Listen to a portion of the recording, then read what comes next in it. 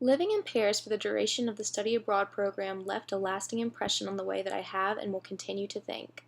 Although I probably could have guessed my stay would be a life-changing one, I had no idea to what extent that the City of Light would have on my sense of identity. Throughout my stay, I would engage in moments of personal reflection. Often in the process of living these moments, I'd find myself asking, will this be a moment I will remember for years to come? And if so, why is it worth remembering? Would Paris remain in my memory as the first meal I had fresh off the flight with my father, the view from my room after I had finished unpacking for my much-anticipated trip, or the unmistakable smell of fresh-baked pastries that would regularly fill my afternoon walks? Surely for me it would be something in relation to art. Perhaps I'd most remember a trip to the Musée d'Orsay, where I had encountered some great impressionistic works. What would stand out most? Manet's Luncheon on the Grass? The gentle hues of a work of Monet? The relationship I made with my very first Van Gogh painting, or structures of marble almost unrecognizable after being made into anatomical flesh. Maybe the Louvre would leave the greatest impression on me, or in which the way the Parisian sunlight felt after it beamed off of that pyramid glass structure. A life-size Delacroix embodiment of French history, or your typical meeting with the Mona Lisa face to face. Maybe what I would remember most was something I didn't fully understand after all. That could include a number of things, like the emptiness I felt in the presence of a Rothko, smudges of Yves Klein blue on a blank canvas, or even something that I had never quite seen before. Maybe something as grandiose as a view is what I needed to really put myself into perspective. Would that be my picture of Paris, atop the Arc de Triomphe looking down the busy street that is the Champs-Élysées? Would it require the view of the entire city's span to force me to consider my role in this place that I had called home for the past 6 weeks? Or would it take a window seat view of the world from above in order for me to accept just how small I may be in the grand scheme of things? The Parisian lifestyle that I had come accustomed to may very well be the aspect that would replay most in my mind. That involves the freshest bundles of flowers that adorned each corner, passerbys and leisurely activities like sitting in a street-side cafe or grabbing a not-so-quick bottle of wine or two, group festivities, gatherings, and conversations held, or even being mistaken as a real Parisian while posted up alongside the Seine. Yes, all of those things are memorable in their own right. However, after much deliberation, I have come to the conclusion that my experience wasn't really about the sights, the food, or really anything that I could have purchased. Rather than that, it was about the people that I had come to know over the duration of my stay, the people I had traveled with, laughed with, but most importantly, the people that had positively influenced my growth in the process. Knowingly or not, they were the ones who had helped me feel more than anything during this time spent in Paris. I owe them a sincere thank you for learning and experiencing alongside the likes of me.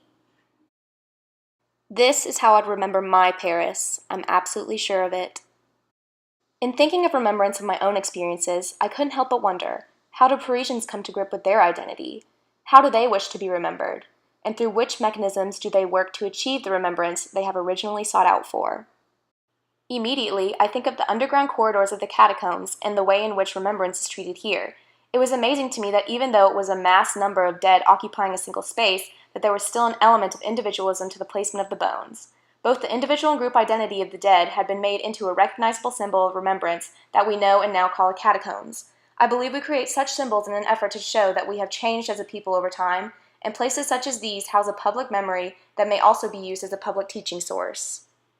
Also, I draw upon my experience of the Père Lachaise Cemetery.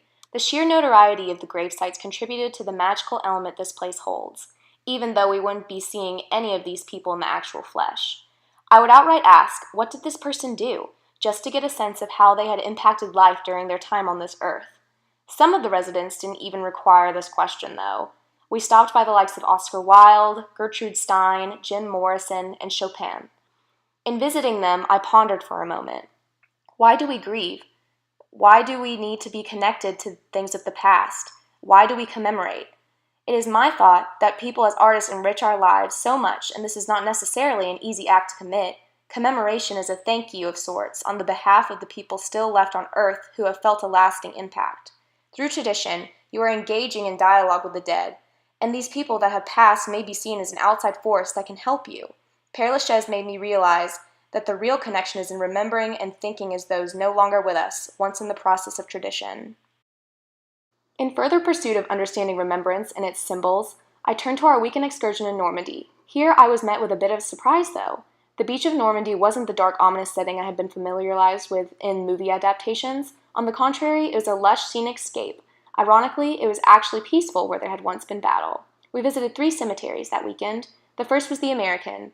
It was a grand patriotic display in an effort to honor those who had lost their lives in service, and it evoked an immense amount of pride, on my part at least.